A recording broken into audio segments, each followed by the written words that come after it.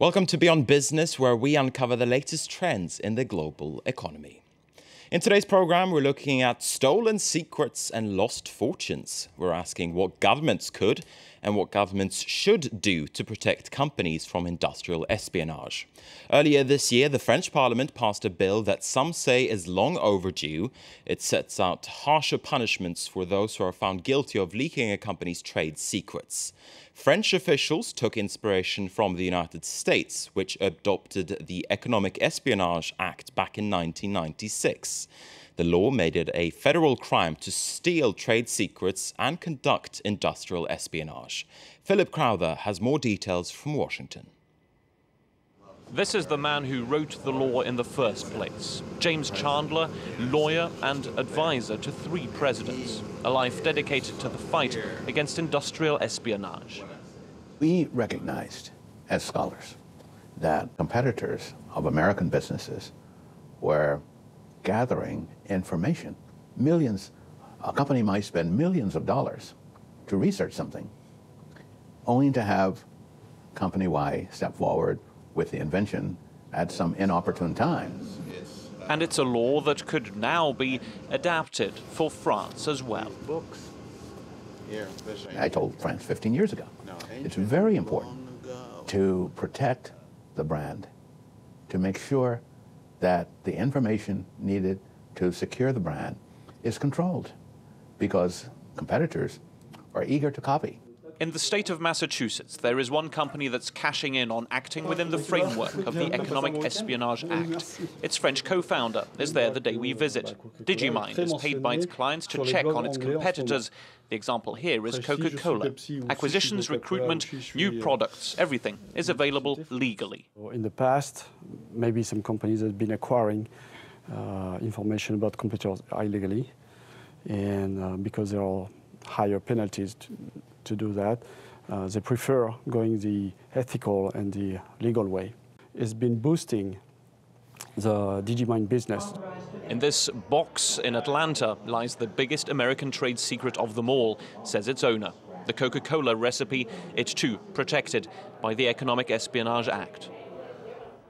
A well-guarded secret indeed. Well, as I said before, the French Parliament has passed a law that's meant to crack down on industrial espionage. But the French Senate now also needs to sign off on it before it becomes law. The bill increases the maximum sentence for those who are found guilty of industrial espionage to 3 years, with a maximum fine of €375,000. To gauge the need for a law, we went to a meeting with the security directors of major French companies, and they support this initiative. C'est une loi que les professionnels de la sûreté attendaient depuis longtemps, non seulement les juristes, mais surtout les opérationnels. Puisque si elle satisfait les juristes en définissant une nouvelle incrimination, elle satisfait surtout les opérationnels. Dans notre monde économique aujourd'hui, dans ce monde qui est un monde concurrentiel, les entreprises françaises en général sont très naïves. On a toujours l'impression en France que nous n'avons pas de secret, que nous n'avons rien à protéger et que nous n'intéressons personne. Malheureusement, lorsque l'on est confronté à un problème qui est un problème d'intrusion, d'espionnage, etc., nous sommes face à un véritable vide qui est un vide juridique. And for more now on the risks of industrial espionage, we can turn to Alain Juillet. He's a former French intelligence official, and he also has a corporate background. Among other jobs, he used to run the French arm of the retailer Marks and Spencer's. Welcome to France 24. Welcome, thank you. Now, you're the head of a group called the CDSE here in France, which brings together security directors from various companies, including the ones that we just saw there in that short clip. Why do you think, your group, why do you think that France needs this kind of legislation against industrial espionage? Well, first of all, about my club, you know, the CDSE, we represent 89%, 90% of the main companies in France. That is to say, half part of the labor. Okay, so it's important. It carries weight with it. Exactly. So why we support this law? It's because there is, as it has been said, we face a real vacuum in our country when we face in the economic espionage. The Americans in '96 have decided to fight against, you know, the increase of this kind of espionage, adopting a law, a bill, in order to, I would say, to protect, the business, to protect the business. But in France, it was quite impossible to do it at that time because no one was ready to go this way, I would say. Because in this country, we were thinking that industrial espionage, economic espionage was not a serious event, It was not important. Now people have changed their mind because with, the emerging countries, with the arrival of a lot of other countries, companies from other countries,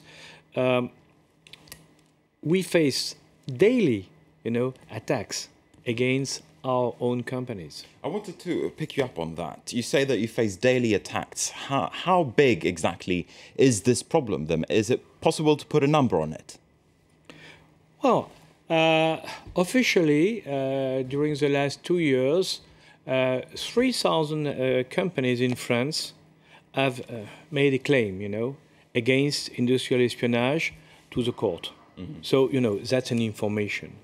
But it's not, it's just part of the whole. Mm-hmm. Because, as you know, a lot of companies don't want to say that they have been attacked and they have been stolen, So nobody is happy to say it. So the problem could be even bigger than what you just referred to. Absolutely. The problem is very big, and the main issue in our country is that the law has not been prepared, to react and to act against such events.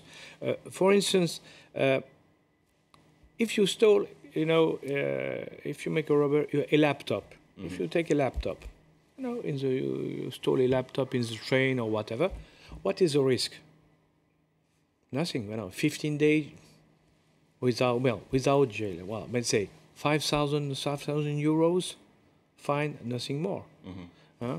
So, if in this laptop you have all the secret of the French Rafale, the French fighter Rafale, and it's possible, what happens? At the court, they will decide and will oblige, to pay 5,000 euros or 1,000 euros. Nothing. What is the experience? The problem is that we have no laws, so it is necessary to protect our groups, our companies, and it is necessary to do it through a law with huge penalties, as you have said.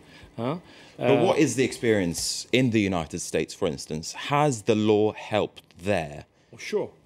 Sure, because... How? For a very, very easy reason to understand.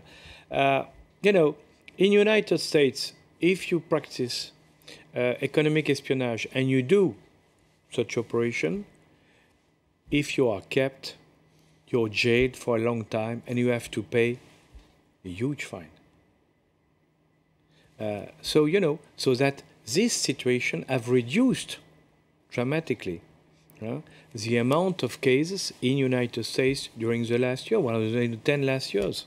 Mm-hmm. And we were knowing what the Americans were doing and the success, of this law. But when we have started to think about it for France, it was in 2006, 2005, 2006. The first step has been very difficult because all the government, all the I would say, the courts, all the legal side was against. Because everybody was saying we are in a world of transparency and you are trying to get out the transparency. One criticism that has been raised against the proposal here in France, though, has been, for instance, that it doesn't really settle the question what a trade secret is and when it isn't a trade secret. What do you say about that criticism, that the law doesn't specify what a trade secret actually is?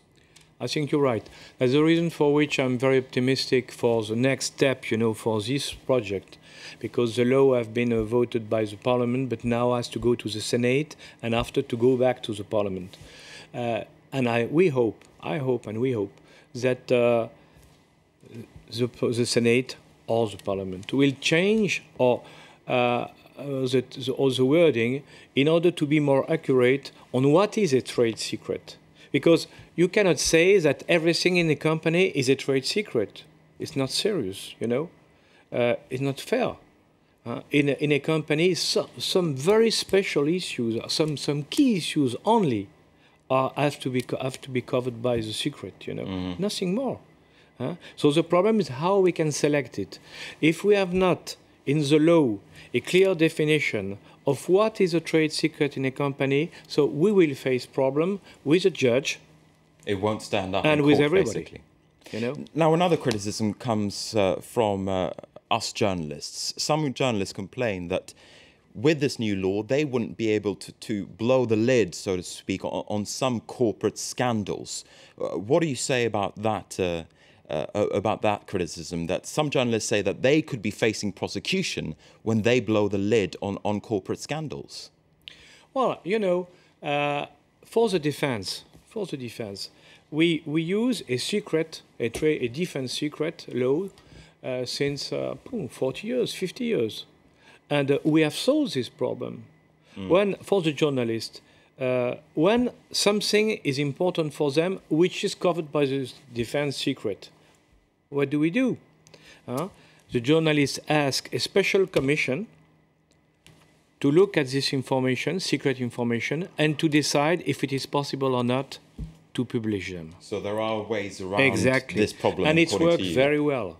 Really, it works very well, because the only you say that I'm a former intelligence officer, and one very interesting point in France is that with this secret law for the defense business, it is possible to avoid to put the name of the guys in the press, but it's possible to tell about what happens.